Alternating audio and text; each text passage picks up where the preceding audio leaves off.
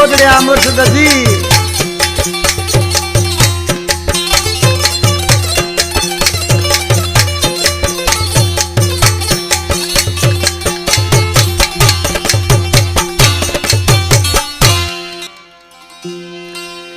हाणे हुन बेवफा सा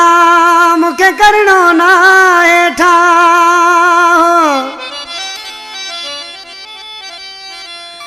जैं जिंदगी कई आ तबाह प्यारो जानी शानी चवे ओ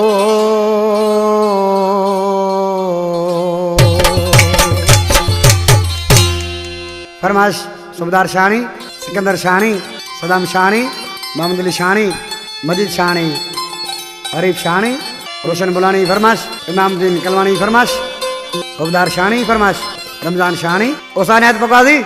जी मिर्जा मिठराज जी। आज के तो हाने उन सा कदे भी ठा नथी दो गरीब गुलाम खुसा हली उम्र इसी चाहते थे वो हाने मिलन जादियां गणे ना, हाने मिलन जादियां गणे ना,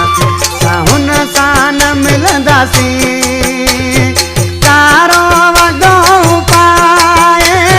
दिल ता मुखे उलाए हाने मिलन जादियां गणे ना, साहुन सान मिलंदासी तारो वडो पाए दिल ता मुखे उलाए हाने मिलन जादियां गणे ना, साहुन सान मिलंदासी हाणे मिलण जादियां गणे ना।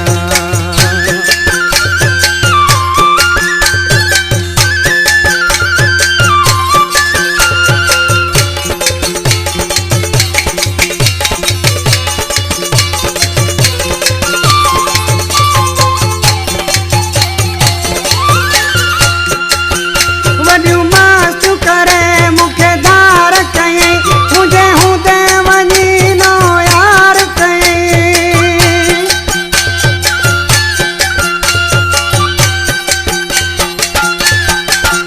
वॾियूं मस्तु करे मूंखे धार कयईं मुंहिंजे हूंदे वञी नो यार कयईं हाणे मिलण जादियां गणे ना, साहुन सान मिलंदासी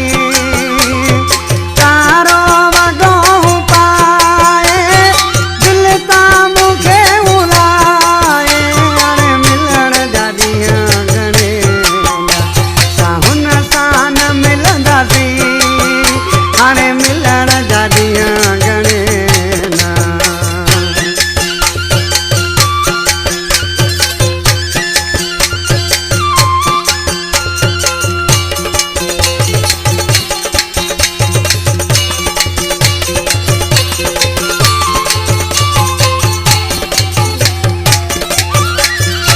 रामजी के तो न्यादा छातो थे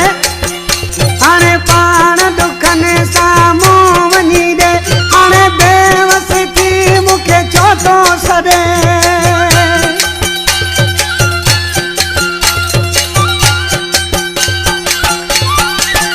हाणे पाण दुखने साम्हूं वञी ॾे हाणे बेवस थी मूंखे छो थो सॾे हाणे मिलण जादियां गणे ना, साहुन सान मिलंदासी हाणे मिलण जादियां गणे ना।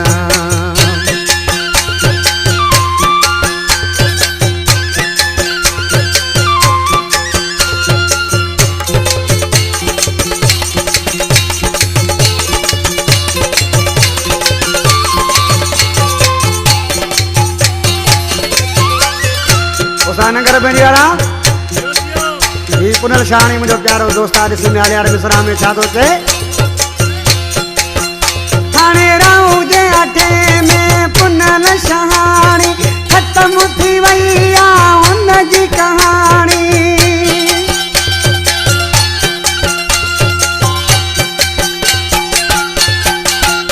हाणे राहू जे अठे में पुनर शानी खत्म थी वई आ हुन जी कहानी मिलण जादियां गणे ना, साहुन सान मिलंदासी तारो वडो पा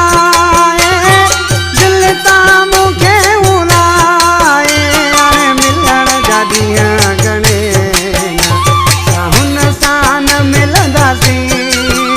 हाणे